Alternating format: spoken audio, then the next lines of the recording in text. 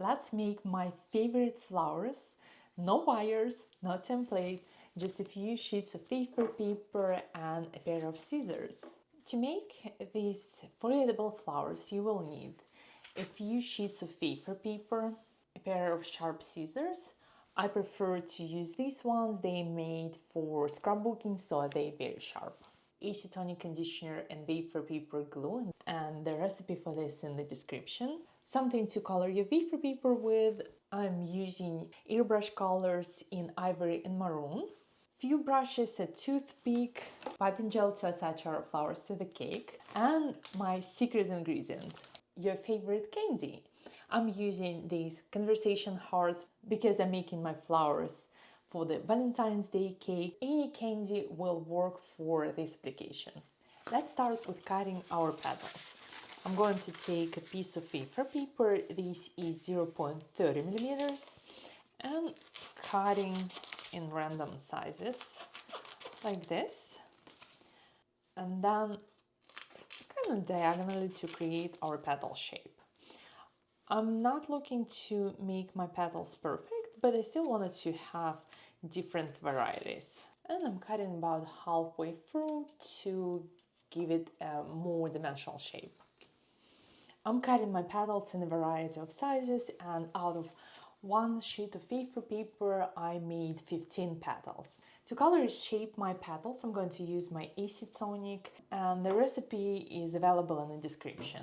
And I'm going to add a few touches of airbrush color, just a few drops into my wafer paper conditioner, and mix it all together. To shape my petals, I'm going to take my mixture and make sure that my brush isn't over saturated with wafer paper conditioner.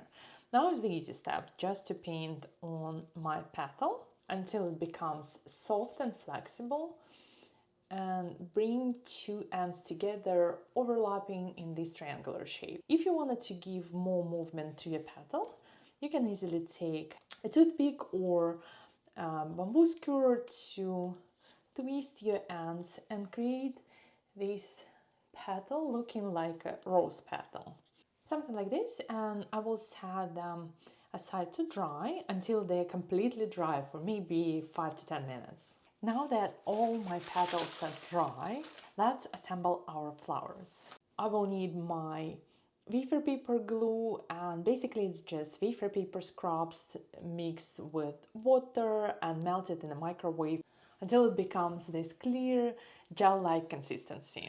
And to assemble my petals, I will start with separating them in different groups by size.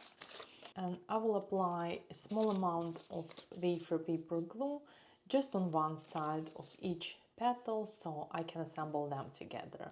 Any 3 random petals, and then if I want I can add more petals on the back side in a different sizes and shapes. Same way, I'm applying a touch of wafer paper glue and sticking my petals in between my first layer. And that's it, we have our first flower. I will set it aside and assemble a few more. And you can mix and match your petals, you can use different numbers for different layers. And also I usually make my petals in a few different shades of wafer paper colors.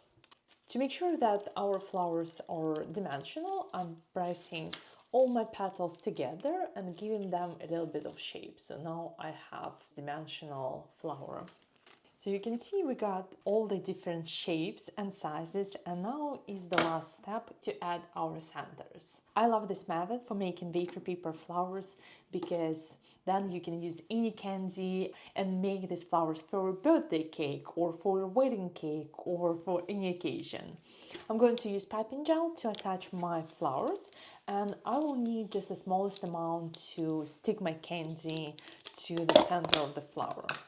The next step is to apply them onto a fondant covered cake, and let me show you how to do that so they will stay. I have this gorgeous rough stone texture fondant, and I wanted to make sure that my flowers will stay. I prefer to use piping gel and apply a small amount of piping gel on the back of my flower. Most of the time I can just stick my flower and it will stay in place. However, if your flower doesn't want it to stay, take a toothpick and stick your toothpick somewhere where it's not going to be very visible. Now you know how to make my 1-minute wafer paper flowers. No templates, no wires, no cutters, just wafer paper and something sweet to make it even more beautiful. And if you wanted to learn more how to work with wafer paper, check out my all-in-one wafer paper guide, where you will find 37 more cake designs, templates and step-by-step guides how to create beautiful wafer paper decorations.